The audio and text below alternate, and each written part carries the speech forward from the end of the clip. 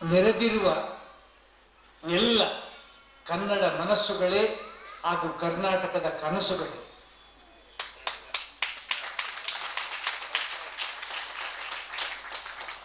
ಯಾವುದಾದ್ರೂ ಸಭೆಗೆ ಎಷ್ಟು ಜನ ಬಂದ್ರೆ ಅನ್ನೋದು ಮುಖ್ಯ ಅಲ್ಲ, ಎಂತಹ ಜನ ಬಂದ್ರೆ ಅನ್ನೋದು ಬಹಳ ಮುಖ್ಯ. ಕನ್ನಡ ರಾಜ್ಯೋತ್ಸವವನ್ನು ಆಚರಿಸಿ ಎಂಬುದಾಗಿ ಸರ್ಕಾರ ಕೊಟ್ಟ ರಜಾ ದಿನದಂದು ಸಜಾ ಇಲ್ಲದೆ ಮಜಾ ಮಾಡಿ ಕನ್ನಡತನವನ್ನೇ ವಜಾ ಮಾಡುವ ವಿರಭಿಮಾನಿಗಳು ತುಂಬಿರುವ ಈ ಬೆಂಗಳೂರಲ್ಲಿ ನಿಮ್ಮಂತಹ ಅಭಿಮಾನಿಗಳನ್ನು ಕಂಡರೆ ಮನಸ್ಸು ತುಂಬಿ ಬರುತ್ತೆ. ಕೆಲವು ಸಭೆಗೆ ಜನರನ್ನು ತರ್ತಾರೆ, ಕೆಲವು ಸಭೆಗೆ ಜನರೇ ಬರ್ತಾರೆ. ನೀವೆಲ್ಲ ಕಷ್ಟಪಟ್ಟು ಹಿಡ್ಕೊಂಡು ತಂದವರಲ್ಲ, ಇಷ್ಟಪಟ್ಟು ಹಿಡ್ಕೊಂಡು ಬಂದವರು. ಯಾಕೆಂದ್ರೆ ನೀವೆಲ್ಲ ಕನ್ನಡದ ಕುಡಿಗಳು ಕಿಡಿಗಳು ಬನ್ನಿಸುವುದು. ಬಂಧುಗಳೇ, ಗಾಂಧೀಜಿ ಅಲ್ಲ, ಈಗಿನ ಮಕ್ಕಳಿಗೆ ಗಾಂಧೀಜಿ ಹೆಸರೇ ಗೊತ್ತಿಲ್ಲ. ದಯವಿಟ್ಟು ಎಲ್ಲೂ ನನ್ನ ಮಾತನ್ನ ಕೇಳಬೇಕು. ಕೆಲವರು ಮಧ್ಯೆ ಮಧ್ಯೆ ಒಂದು ಫೋನ್ ಇಟ್ಕೊಂಡು ಹೋಗ್ತಾರೆ, ಅವ್ರಿಗೆ ಆಕ್ಚುಲಿ ಯಾವ ಫೋನ್ ಕಾಲ್ ಕೂಡ ಬಂದಿರುವುದಿಲ್ಲ. ಇದು ಹೊರಗೆ ಹೋಗ್ಲಿಕ್ಕೆ ನೆಪ ಅಷ್ಟೇ, ಆ ವಿಚಾರ ಕೂಡ ನನಗೆ ಗೊತ್ತಿಲ್ಲ. ದಯವಿಟ್ಟು all children should listen to me. ದಯವಿಟ್ಟು ಕೇಳಿ. ನಾನು ಹೇಳಿದೆ, ಹೆಚ್ಚಿನ ಮಕ್ಕಳಿಗೆ ಗಾಂಧೀಜಿ ಹೆಸರು ಗೊತ್ತಿಲ್ಲ. ನಾನು ಯಾವುದೋ ಒಂದು ಇಂಜಿನಿಯರಿಂಗ್ ಕಾಲೇಜ್ ಹೋಗಿದ್ದೆ ನಾಗೇಶ್ ಅವರೇ, ಅಲ್ಲಿ ಮಕ್ಕಳನ್ನು ಕೇಳಿದೆ, ಎಲ್ಲ ಸ್ಟೂಡೆಂಟ್ಸ್ ಬಂದಿದ್ರು. ನಿಮಗೆ ಗಾಂಧಿ ಗೊತ್ತೇನಪ್ಪ? ಗೊತ್ತು ಸರ್. ಗಾಂಧಿ ಯಾರಿಗೆ ಗೊತ್ತಿಲ್ಲ? ಯಾರು ಹೇಳು? ನಮ್ಮ ಪೂಜಾ ಗಾಂಧಿ. ಆಕ್ಚುಲಿ ನಾನು ಪೂಜಾ ಗಾಂಧಿ 2 ವರ್ಷಗಳ ಹಿಂದೆ ಕನ್ನಡ ರಾಜ್ಯೋತ್ಸವ ಒಂದೇ ವೇದಿಕೆ ಮೇಲೆ ಇದ್ದೀವಿ. ಆಕೆಯನ್ನ ಅಲಂಕಾರಿಕ ಅತಿಥಿಯಾಗಿ ಕರೆದಿದ್ರು. ಅಲಂಕಾರಿಕ ಅತಿಥಿ ಗೊತ್ತಲ್ಲ, ಅವರು ಮಾತಾಡ್ಲಿಕ್ಕಿಲ್ಲ, ಸುಮ್ಮನೆ ಕೂತ್ಕೊಳ್ಳೋದು ಅಷ್ಟೇ. ಪಾಪ ನಿರೂಪಣಕಾರ ಹೇಳಿದ್ರು, ನಮ್ಮ ಪೂಜಾ ಗಾಂಧಿ ಅವರಿಗೆ ಕನ್ನಡ ಅಂದ್ರೆ ಬಹಳ ಇಷ್ಟ, ಆದ್ರೆ ಮಾತಾಡ್ಲಿಕ್ಕೆ ಸ್ವಲ್ಪ ಕಷ್ಟ, ಅವರ ಕನ್ನಡ ಇಲ್ಲ ಸ್ಪಷ್ಟ, ನಿಮಗೆ ಆಗ್ಬಾರ್ದು ನಷ್ಟ, ಈಗ ಪುತ್ರಾಗಿ ಮಾತಾಡ್ತಾರೆ ಅಂತ ನಾನು ಕೂತ್ಕೊಳಿಸ್ಬೇಕು. ನಾನು ಹೇಳಿದೆ, ನನಗೆಲ್ಲ ವಿದ್ಯಾರ್ಥಿಗಳೇ ನೀವೆಲ್ಲ ಬಂದಿದ್ದು ನನ್ಗೆ ಗೊತ್ತು, ಆಕೆಯನ್ನು ನೋಡಲು, ನನ್ನನ್ನು ಕೇಳಲು. ಆಕೆಯಿಂದ ಕೇಳುವಂಥದ್ದೇನಿಲ್ಲ, ನನ್ನಲ್ಲಿ ನೋಡುವಂಥದ್ದೇನಿಲ್ಲ. ಆಕೆ ನೋಡಿ ನೀವು ಕೇಳಿದ್ರೆ ಕೂತ್ಕೊಳ್ತೀವಿ. ಬನ್ನಿ ಸುಮಾರು ಕೂತ್ಕೊಳ್ಳಿ. ಗಾಂಧೀಜಿ ಹೇಳುವ ಮಾತು, ಎಲ್ಲ ಸಂಸ್ಕೃತಿಗಳನ್ನು ಪ್ರೀತಿಸು, ಆದರೆ ನಿನ್ನ ಸಂಸ್ಕೃತಿಯಲ್ಲಿ ಜೀವಿಸು. Love all cultures but live in your culture. ಅಂತಹ ಸಂಸ್ಕೃತಿಯಲ್ಲಿ 2 ಸುಂದರವಾದ ಸೂತ್ರಗಳಿವೆ. ಸೂತ್ರ 1 ಹೇಳುತ್ತೆ, ಅಯ್ಯ ಉಪಕಾರ ಮಾಡು, ಪರೋಪಕಾರ್ತಾಯ ಇದಂ ಶರೀರಂ. ಮರಗಿಡಗಳು ಪಶು ಪಕ್ಷಿಗಳು ಅದೇ ಕೆಲಸ ಮಾಡ್ತೇವೆ. ಪರೋಪಕಾರಾಯ ಫಲಂತಿ ವೃಕ್ಷ. ಒಂದು ಮರ ಒಂದು ಹಣ್ಣನ್ನು ಬಿಡ್ತು, ಸ್ವಂತಕ್ಕಾಗಿ ಅಲ್ಲ. ಆ ಹಣ್ಣನ್ನು ಮರ ತಿನ್ನಲೇ ಇಲ್ಲ, ನಮಗೋಸ್ಕರ ಕೊಡ್ತು. ಎಲೆಗಳನ್ನು ಕೊಟ್ಟು ನೆರಳು ಕೊಟ್ಟು ಯಾರಿಗೆ? ನಮಗೋಸ್ಕರ, ಅದಕ್ಕೋಸ್ಕರ ಅಲ್ಲ. ಪರೋಪಕಾರಾಯ ವಹಂತಿ ನದ್ಯ. ಒಂದು ನದಿ ನೀರು ಹರಿತಾ ಇರ್ತಾ ಆ ನೀರನ್ನು ತಾನು ಬಳಸ್ಕೊಳ್ಳಿಲ್ಲ, ಅದು ಜಲ ವಿದ್ಯುತ್ ಉತ್ಪಾದನೆಗೆ, ಕೃಷಿಗೆ ನಮಗೋಸ್ಕರ ಮಾಡಿದೆ. ಪರೋಪಕಾರಾಯ ದುಹಂತಿ ಗಾವ. ಹುಲ್ಲನ್ನು ತಿಂದು ಹಾಲನ್ನು ಕೊಟ್ಟ ಹಸು, ಆ ಹಾಲನ್ನು ತಾನೆಂದು ಕುಡಿಯದ ಹಸು, ತನ್ನ ಕರುವಿಗೂ ಕುಡಿಸದ ಹಸು, ಅದು ಮಾಡ್ತಾ ಇದ್ದು ಪರೋಪಕಾರ. ನೋಡಿ, ಎಲ್ಲ ತಾಯಂದಿರು ಬಂದಿದ್ದಾರೆ ಕೆಲವರು. ನೀವೆಲ್ಲ ನಿಮ್ಮ ಮಕ್ಕಳಿಗೆ ಹಾಲನ್ನ ಕುಡಿಸ್ತೀವಿ. ಆದರೂ ಯಾವುದೇ ಜಾತಿ ಮತ ಭೇದ ಇಲ್ಲದೆ ಜಗತ್ತಿನ ಎಲ್ಲ ಮಕ್ಕಳಿಗೆ, ಮುದುಕರಿಗೆ ಹಾಲುಣಿಸುವ ಏಕೈಕ ತಾಯಿ ಅಂದ್ರೆ ಆಕೆ ಗೋಮಾತೆ. ಅದಕ್ಕೋಸ್ಕರ ಗಾವೋ ವಿಶ್ವಸ್ಯ ಮಾತರ ಅಂತ ಮಾತು ಬಂದಿದೆ. ಸೂತ್ರ 1, ಪರೋಪಕಾರ ಮಾಡು, ಯು ಲಿವ್ ಹು ಲಿವ್ಸ್ ಫಾರ್ ಅದರ್ಸ್. ವಿವೇಕಾನಂದರು ಹೇಳ್ತಾರೆ. 2ನೇ ಸೂತ್ರ ಹೇಳ್ತಾ, ಅಯ್ಯೋ ಉಪಕಾರ ಮಾಡು, ಆದರೆ ಮಾಡಿದ ಉಪಕಾರವನ್ನು ಮರೆತು ಬಿಡು. ಇಂಪಾರ್ಟೆಂಟ್. ನಾನೇ ಮಾಡಿದ್ದು ಅಂದ್ರೆ ಅದು ಉಪಕಾರ ಆಗಲ್ಲ, ವ್ಯಾಪಾರ ಆಗುತ್ತೆ.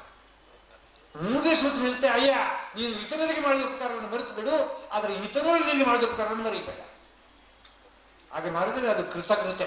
ಕೃತಜ್ಞಸ್ಯ ನಾಸ್ತಿ ನಿಷ್ಕೃತಿ ಅಂತ. ಕನ್ನಡದಲ್ಲಿ ಇನ್ನೊಂದು ಒಳ್ಳೆ ಮಾತಿದೆ ಅಲ್ಲ, ಕನ್ನಡ ತುಂಬ ಒಳ್ಳೆ ಮಾತುಗಳಿವೆ ಬಿಡಿ. ಯಾಕೆಂದ್ರೆ ಕನ್ನಡದ ನುಡಿ ಅದು ಬರೀ ನುಡಿಯಲ್ಲ, 7 ಕೋಟಿ ಕನ್ನಡಿಗರ ದನಿ ಅದು ನಮ್ಮ ಕನ್ನಡ. ಕನ್ನಡ ಭಾಷೆ ಅರ್ಥವಾಗದವರಿಗೆ ಕಲ್ಲು, ಅರ್ಥವಾದವರಿಗೆ ಅದು ಕಲ್ಲು ಸಕ್ಕರೆ, ಬಲ್ಲವನ್ನೇ ಬಲ್ಲ ಕಲ್ಲು ಸಕ್ಕರೆ ರುಚಿ. ಕನ್ನಡ ಲಿಪಿ ಓದಲು ಬಾರದವರಿಗೆ ಕೊಕ್ಕರೆ ಕಾಲು, ಆದರೆ ಓದಲು ಬಂದವರಿಗೆ ಅದು ಅಕ್ಕರೆ ಸಾಲು. ಅದು ನಮ್ಮ ಕನ್ನಡ. ಅದರಲ್ಲಿ ಒಳ್ಳೆ ಮಾತುಗಳಿವೆ. ಸಿಕ್ಕ ಸಿಕ್ಕಲ್ಲಿ ಉಗುಳಬಾರದು, ಸಿಕ್ಕ ಸಿಕ್ಕವರಿಂದ ಉಗಿಸ್ಕೊಳ್ಬಾರದು. ಸೀರೆಯ ಅಂಗಡಿಯಲ್ಲಿ ಹೆಂಗಸರನ್ನು ಬಿಡಬಾರದು. ಯಾಕೆ ಅಂದ್ರೆ ನೂರಾರು ಸೀರೆಗಳು ನೋಡಿ ಕಣಕ್ ಅವರು ಕೇಳುವ ಕೊನೆಯ ಪ್ರಶ್ನೆ ಅಂದ್ರೆ, ಈ ಬಾರ್ಡರ್ ಅಲ್ಲಿ ಬೇರೆ ಕಲರ್ ಇದೆಯಾ, ಅಥವಾ ಈ ಬಾರ್ಡರ್ ಅಲ್ಲಿ ಬೇರೆ, ಈ ಕಲರ್ ಬೇರೆ ಬಾರ್ಡರ್ ಇದೆಯಾ, ಸೀರೆ ತೋರಿಸಿದ್ರೆ ಅಂತ. ಅದಕ್ಕೆ ಯಾರೊಬ್ಬರು ಸಿಕ್ಕಿದ್ರು ಅಂಗಡಿ, ನಿಮ್ಗೆ ಇಷ್ಟೊಂದು ತಾಳ್ಮೆ ಹೇಗೆ ಬಂತು ಅಂತ ಕೇಳಿದ್ರೆ ಅವ್ರು ಹೇಳ್ತಾರೆ, ನಾನು ಸೀರೆ ಅಂಗಡಿಯಲ್ಲಿ 10 ವರ್ಷ ಕೆಲಸ ಮಾಡಿದ್ರೆ ಅಂತ. ಸೀರೆ ಅಂಗಡಿಯಲ್ಲಿ ಹೆಂಗಸರನ್ನು ಬಿಡಬಾರ್ದು, ಸರಾಯಿ ಅಂಗಡಿಯಲ್ಲಿ ಗಂಡಸರನ್ನು ಬಿಡಬಾರ್ದು. ಒಳ್ಳೆ ಮಾತು. ನೀವು ಕುಡುಕರು ಅಂತ ಎಣಿಸ್ಕೊಳ್ಳಿಕ್ಕೆ ನೀವು ಕುಡಿಲೇಬೇಕಾಗಿಲ್ಲ. ಸರಾಯಿ ಅಂಗಡಿಗೆ ಎದುರು ನಡ್ಕೊಂಡು ಹೋಗುವ ಜಾರಿ ಬಿದ್ದರೂ ಸಾಕಾಗತ್ತೆ. ಹಾಗೆ ಬರೆದವರಿಗಾಗಿ ಕಾಯಬಾರದು, ಬರೆದವರಿಗಾಗಿ ಕಾಯಬಾರದು, ಬಂದವರನ್ನ ಕಾಯಿಸಬಾರದು, ಸಿಕ್ಕಿದವರಿಗಾಗಿ ಹುಡುಕಬಾರದು, ಸಿಕ್ಕಿದವರನ್ನು ಬಿಡಬಾರದು, ಕೊಡದವರನ್ನ ಕೇಳಬಾರದು, ಕೊಟ್ಟವರನ್ನ ಮರಿಬಾರದು. ನಾನು ಈ ಮಾತನ್ನು ಹೇಳಿದ ಕಾರಣ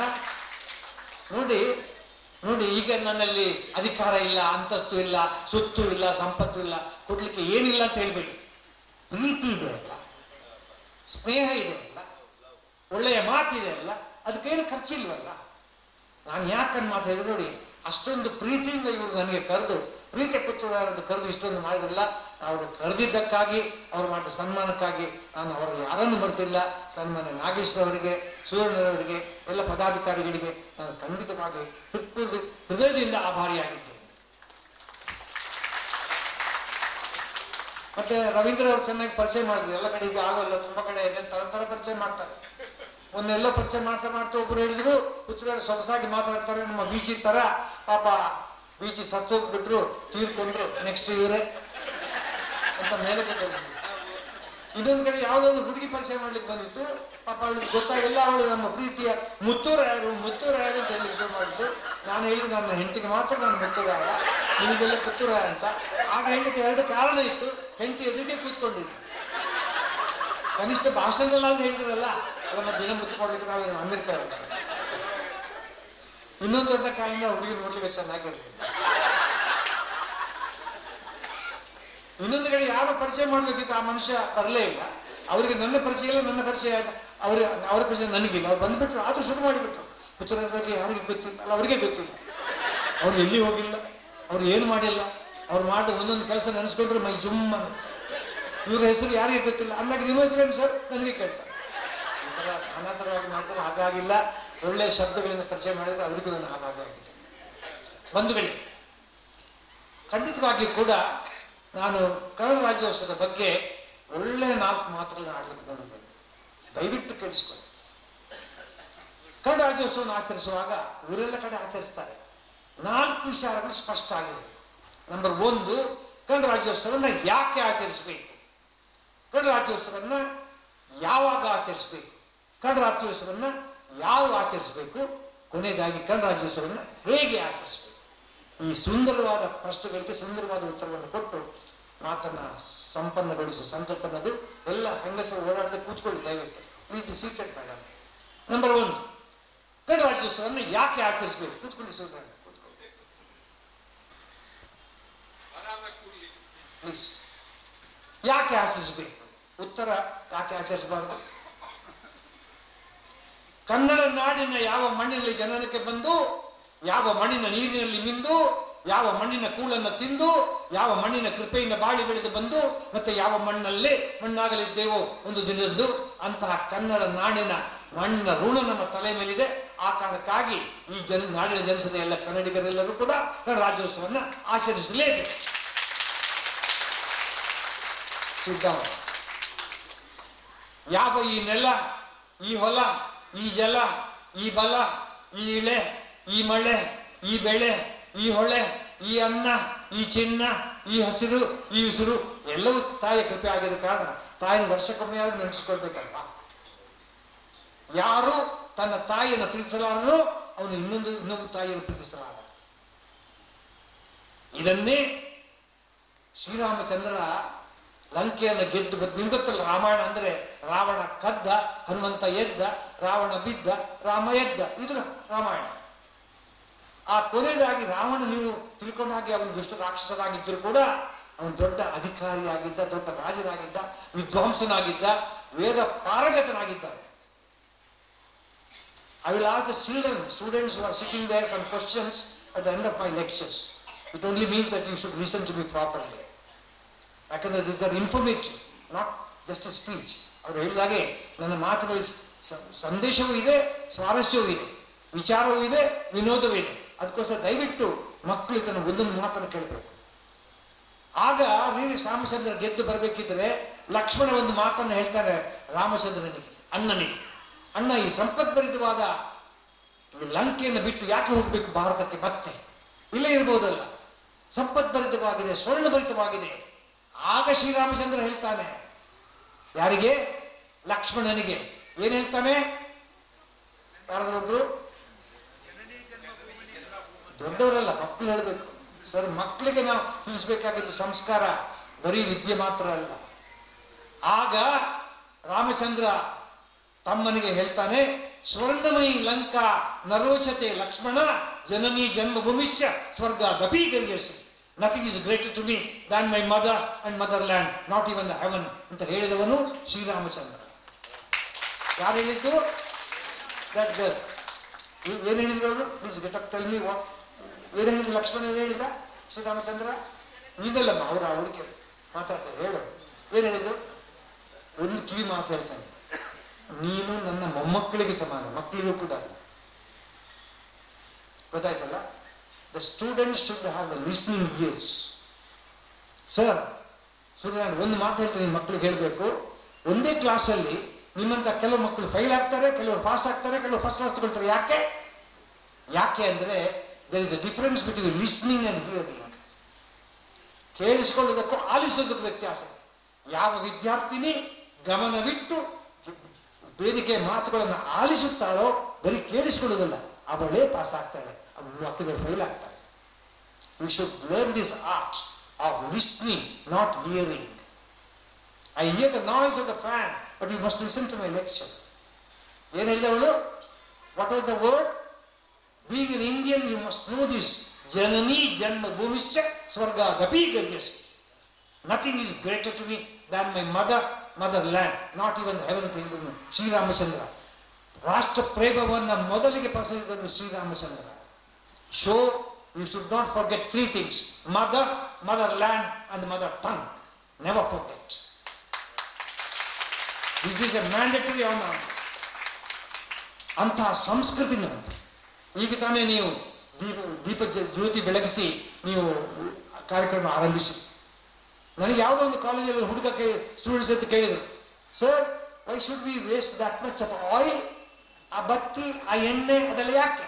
ಒಂದು ಎಲೆಕ್ಟ್ರಿಕ್ ಬಲ್ಬ್ ಸ್ವಿಚ್ ಆನ್ ಮಾಡ್ಬೋದಲ್ಲ, 100 ವಾಟ್ಸ್ ಬಲ್ಬ್ ಸ್ವಿಚ್ ಆನ್ ಮಾಡ್ಬೋದ, ಲೈಟ್ ಬರುತ್ತಲ್ಲ, ಯಾಕೆ?